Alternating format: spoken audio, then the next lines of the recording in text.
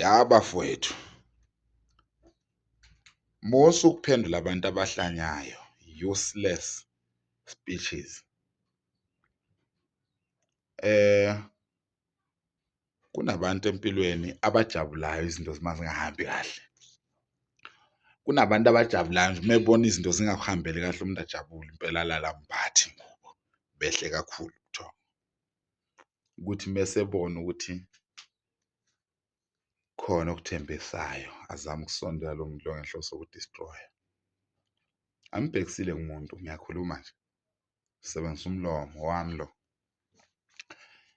Mina engingakusho uma kuwukuthi empilweni uke wazama ukuphilisana nomuntu okungaphileki naye,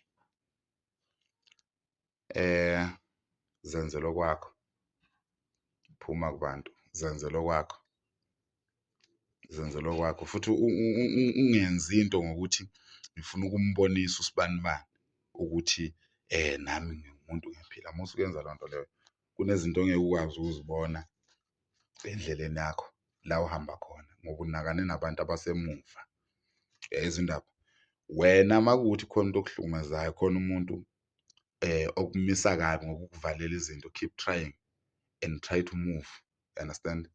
Ya, ume la kade ungamile khona naye uzokwazi ukumbona ukuthi ucabangani.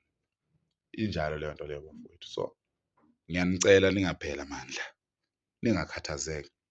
Umuntu mekuhlukumeza uyakukhulisa, khula nawe, ungabe ulokhu ukhala, khula phela masinyane uzokwazi ukuyibona lento akukhulisela yona. Uyangithola? Iyodwa kodwa into omele uyenze, uma usuphumelele, thatha isikhathi, hlale phansi kwesihlahla, ubheke emuva abantu ade bekuhlukumeza, abantu ade bengafuni uphumelele, ngoba umuntu noma enga-pretend-a noma engakufihlela kanjani ukuthi akafuni uphumelele, kodwa uzombona ukuthi lo muntu akafuni ukuthi ngiphumelele.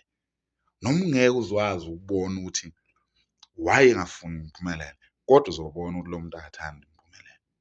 Stay away from into onjalo. Uma usunemali uzokubulala because iphupho lakhe alisafezekanga and straight.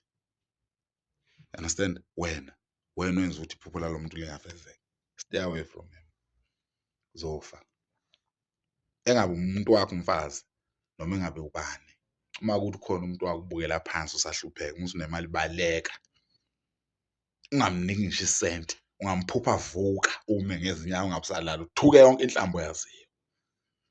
Uyena umuntu o-dangerous empilweni yakho. Angithola. Wow.